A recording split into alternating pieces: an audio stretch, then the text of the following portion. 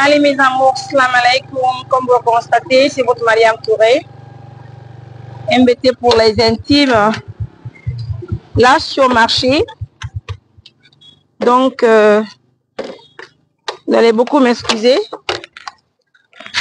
C'est votre Mariam Touré, MBT pour les intimes. Je vois une sœur qui est là. Ensemble, on va l'approcher. On va voir si elle ne va pas nous insulter. On va voir si elle va coopérer. On va essayer de parler avec elle. C'est très important. Salam alaikum. On diara.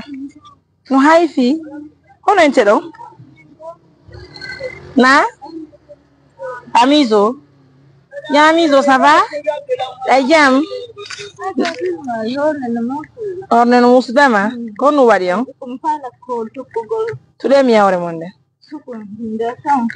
Today.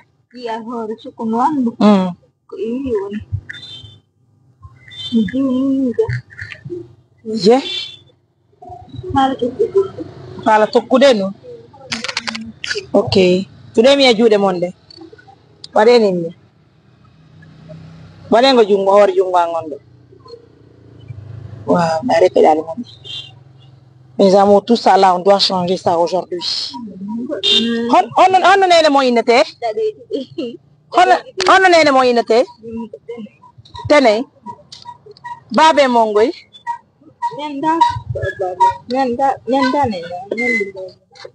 Kon parle madame. Monsieur, on diara. Kon allo. Ah, alhamdulillah. Wow. Ça va les jam? Biromani? Viens ici s'il te plaît, chérie. Dieu merci. Wow. T'as vu c'est son enfant? Qu'on a eu le Mais dans l'enquête, il y a des erreurs.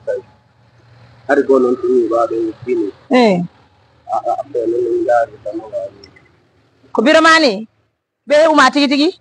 How the fuck you want to Kodala. Ko orange ko kambe hombo wondi kodala. Edo kodala hodata. Hodi. Na kodala be hodi. Me na kodala ni. Konta be hodi. Uti alle be ya otandela. Me na owe. Oy sample. Wow. Bi benjolo be mari. Ipe nayo. Nayo? Honta be fo woni. Doko jaja na mimi rada mbele. Honta be woni. Embe ko goda. Kono non fo ron ko nango biro mo nettoyer me nayin be way. Ami tigi man ne na modo wa nango de. Be ya da ko dinan ne de be do ne ya da na. Ni to ali. Am e ya to way wonde ba. Ko ka trabo ga be wa. Ndonde ton na do wala to. Ko kyangi na de. Ti wonde no si be wala ko rawto do ni walde na ka trabo. Cette chose hein. Ayata be rena mari bi na yoka. Et puis c'est Dieu qui fait les choses. Fait mi anda bien. Mi la fait jude. J'ai décidé de garer fio mi mi yektabe. Et puis j'ai décidé à try ay go u kar ko mabeka. C'est pas normal. Donc hala mene netto de be hala mena mabeka salon. Mais nettoyer be. Mais arrange jude mabbe de ndari. Dari jude mabbe de. Dari.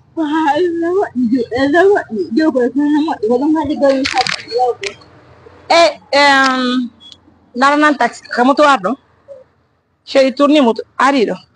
Yam zimo mai nanga jongo no bramai. Chéri imono. Jala mari bibe arido armai. Nanga mai. Mai ka salo mitana mando mai. Abro nangana. Armai tu mai ka salo ndo chéri ari. Yeji ma ko taxi ga. Ari.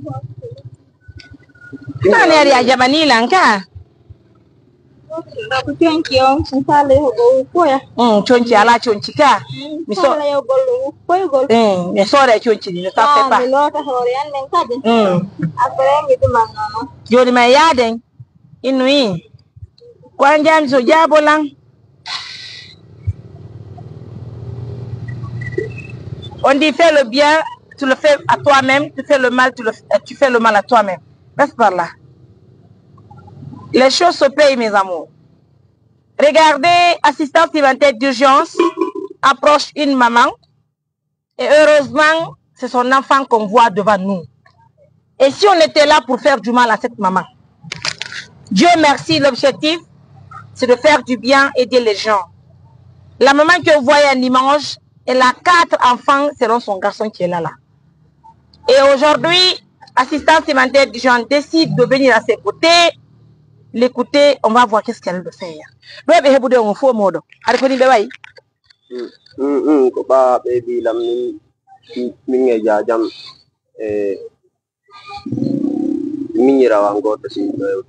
Si yo ci kono no waddo fi yondo yu men nabi be ka village fi yondo yu e do ka wanda bani be de da jam ba jon wa de fi lota de fi ajo ba de nga ci tina bo to mbudi ka wa ngati honto be mo embe ko da ko be mo wonde mo ko dala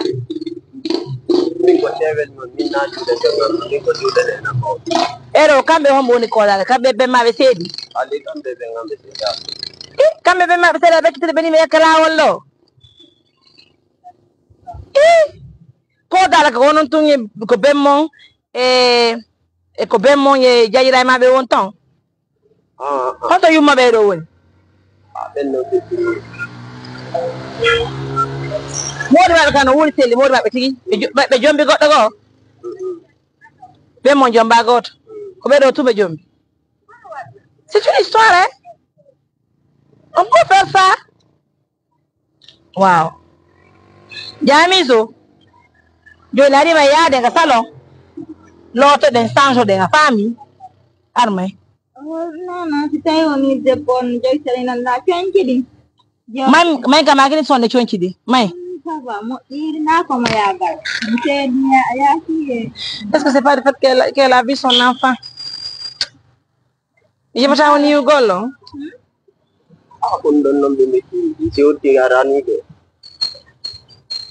Sinon tout de suite là, elle a accepté. Elle a accepté de partir avec nous. Abola yaden jon abolanton ali dogu shedi abolan ardo dogu bébé fi yalla bi jeejima dogu shedi mi jeejima min nan ta horande woni no moto horande musdema joni haldi au salon ka joni chien kon watta toi vas-y moi je vais aller avec elle au salon. Non, c'est bon. Jamizo kanko ya attends. Tu m'attends, vas-y, tu gères avec elle. Tu gères avec lui s'il te plaît.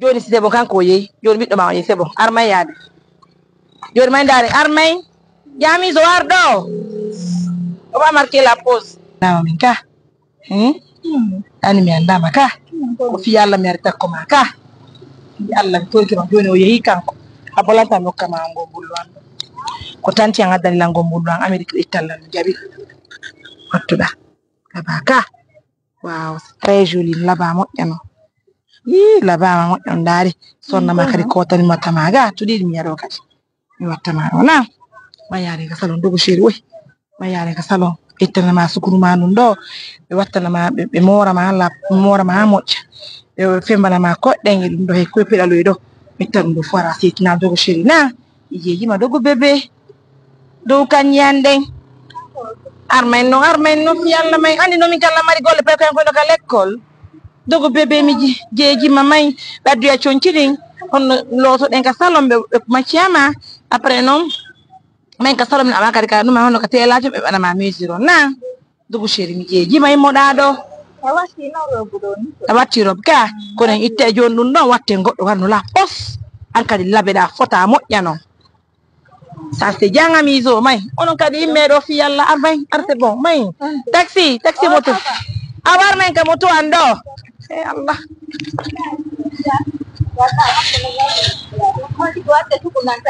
may an watte ay ndu sukundo abola mbaso calme fi ay ça va min mi ala ya jamno ta sopanando e tayno hakko e goddo hudo tako non wadini ili joni min joni lamone min mi joni Jamizo an kon mi fala ko sukuna ndu na watoro na ka maison da ne watte ko na ko sukuna na watora na ko sukuna na watora falla. Oui, c'est un boulot qui n'est pas évident, c'est un boulot qui n'est pas facile. Mais on a dit, ati kono ndondarde. Madame, kono woni halande. Dite bapu le boulot. C'est le bédo. Habi mi okora ma banandari don. Ça va, non, hakkude Allah mi nyamata wallahi billahi. Ari. Hakkunde mi. Kono fala dawa. Na mun do mi woni hakkunde. Ko acirni huda gol. Ay timbulo ko be kumako. Ni no dina ko papilan ni jonni ci mi jonni ci. Vous allez bien? Bien et vous? Mijota komado? A tampinal lande, min ko minga de man tampinal la handa tampinal la jango. Voilà. Minga tampinal la ha e hunde ko min ari kama. Jamizo. Indo tuni. Jamizo. Oye fija do mi yade. Paden Coca-Cola mia.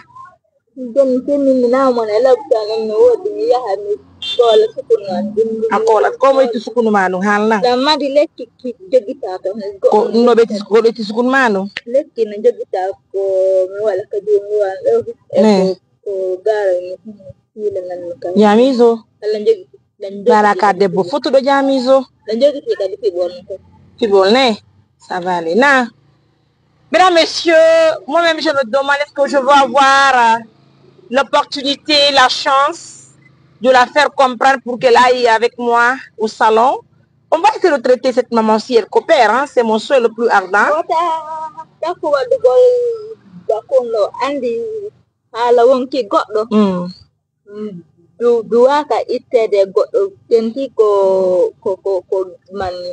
C'est pas grave. Yamizo. Jo nan ko mi fala yetumbul longon ko mi ngokuma ona yetna gulala ko pengirte hore ko pengirte hore fala da ya hay ko mezo kadima ko pape mais la dame là va accepter, c'est compliqué mes amours fi Allah men ka salon fi Allah salon donc ko mo yagal no sabe oh mon Dieu.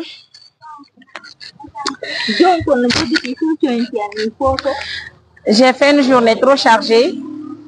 C'est très compliqué, mais je promets une chose que je vais y arriver, Inch'Allah. On va marquer la pause, c'est la première partie, on revient.